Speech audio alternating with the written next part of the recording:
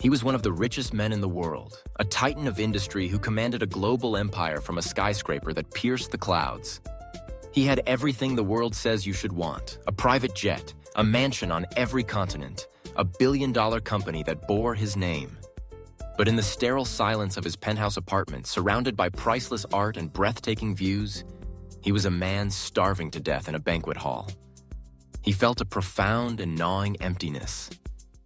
In a moment of quiet desperation, he asked God for one single clear sign to show him his true purpose, and the answer he received was so powerful, so transformative, it would compel him to give it all away.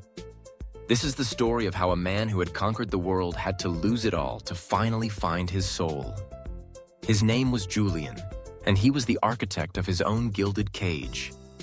From a young age, he had been driven by a relentless ambition, a desire to win the game of success.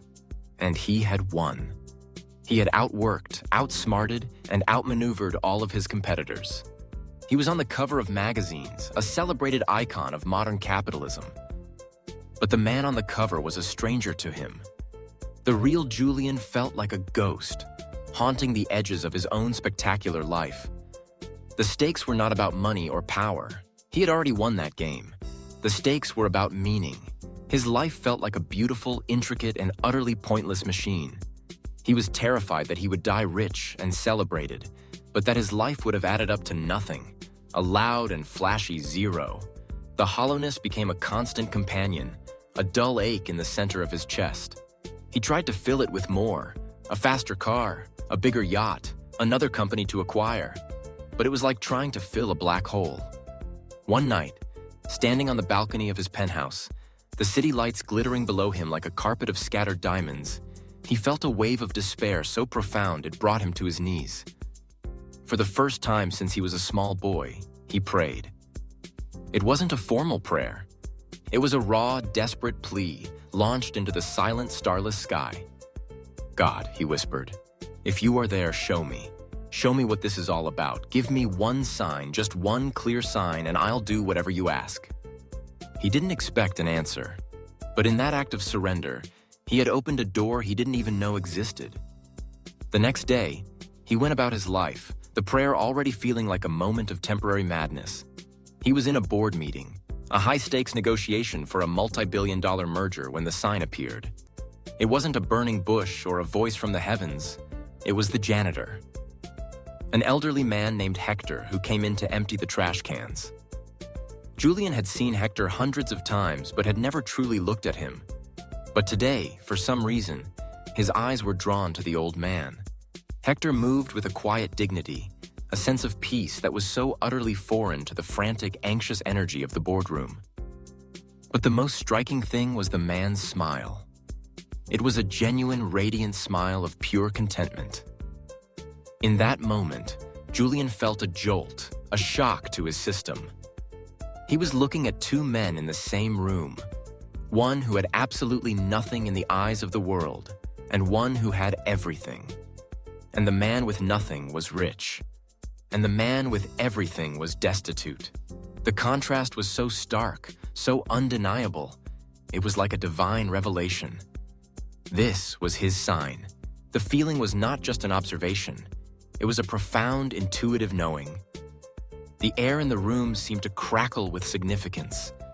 He suddenly saw the absurdity of his own life, the frantic accumulation of things that had brought him no joy, standing in the presence of a man who had nothing but radiated a peace that Julian would have paid his entire fortune for.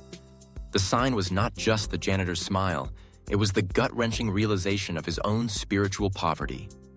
After the meeting, Julian did something he had never done. He sought out Hector. He found him in a small utility closet, eating a simple lunch. He asked the old man, "What's your secret? You seem so happy." Hector looked at him, his eyes clear and kind, and said something that would shatter Julian's world. "My secret is simple," he said. "I don't have much, but I have enough. I have my family, I have my health, and I have my faith. Every day is a gift. What more does a man need to be rich?" Those simple words, spoken with such profound, unshakable truth, were the final key that unlocked Julian's gilded cage. He realized he had spent his whole life accumulating things, while Hector had spent his life appreciating them. Julian had been focused on his net worth, while Hector was focused on his self-worth. It was a masterclass in the psychology of well-being, a real-world demonstration that abundance is not a measure of a bank account, but a measure of one's capacity for gratitude. Hector, the humble janitor, was a master of what positive psychology calls gratitude and mindfulness, a richness of awareness in the present moment. Julian, the billionaire, was a pauper in these currencies. The transformation was radical and immediate. Julian understood the assignment. He had asked for a sign and promised to obey.